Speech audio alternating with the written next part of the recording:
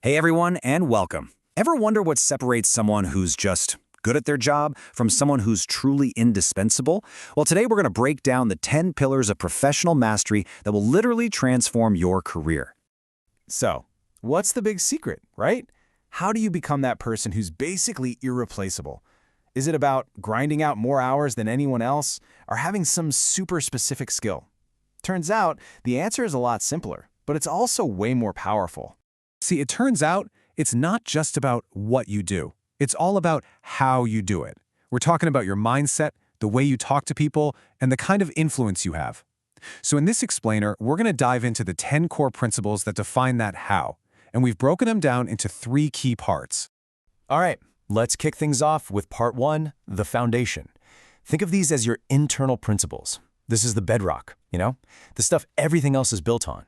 If you can get this part right, trust me, everything else just falls into place so much easier.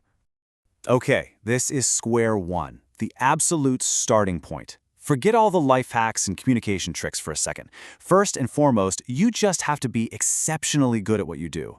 We're talking about a serious dedication to your craft, to being that go-to person everyone relies on. This is non-negotiable. And that leads right into knowing your worth.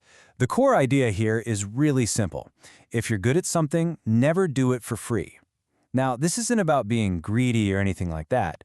It's about establishing respect for yourself and for your skills. When you value your own work, you're teaching others how to value it too. And this right here, this is a fundamental choice. Look, anyone can complain. Anyone can point out a problem. But a master, they have a totally different mindset. They see challenges and immediately think solution.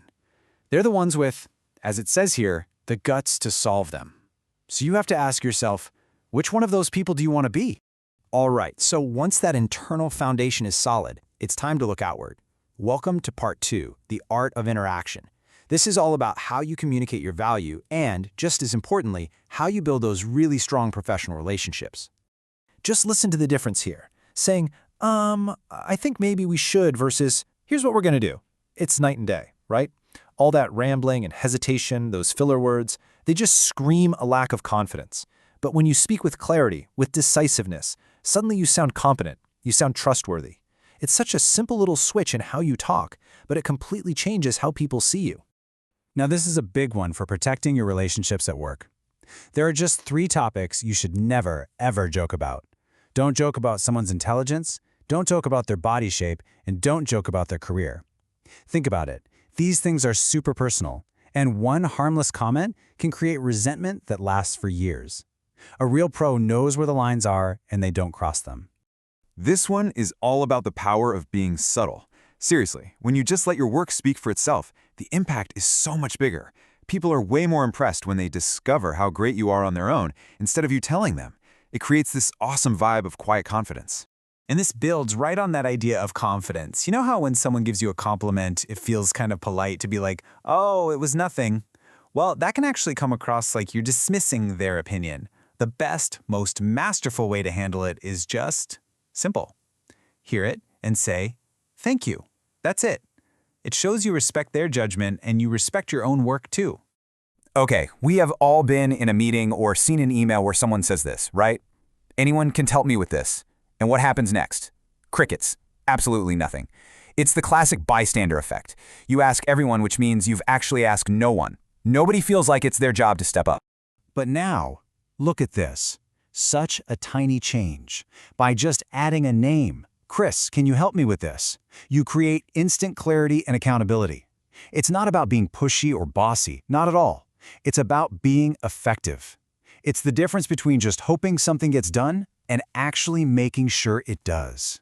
And that leads us perfectly into our final section, which is really the pinnacle of all this. Part 3, wielding true influence. This is where you graduate from being just a great contributor to becoming a true leader.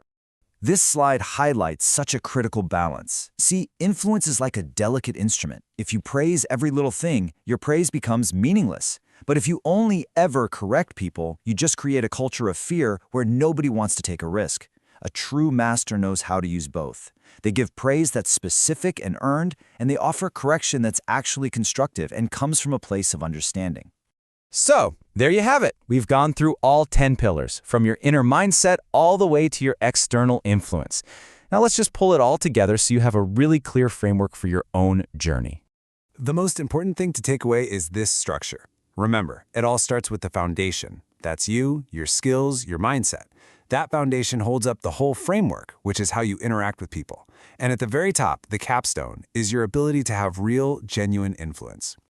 And that brings us to the last and maybe the most important question of all. Because look, knowing all this stuff is great, but taking action is what really matters. So, of all these pillars we talked about, which one really hit home for you? Which one are you going to focus on first? What's one small thing you can start doing today?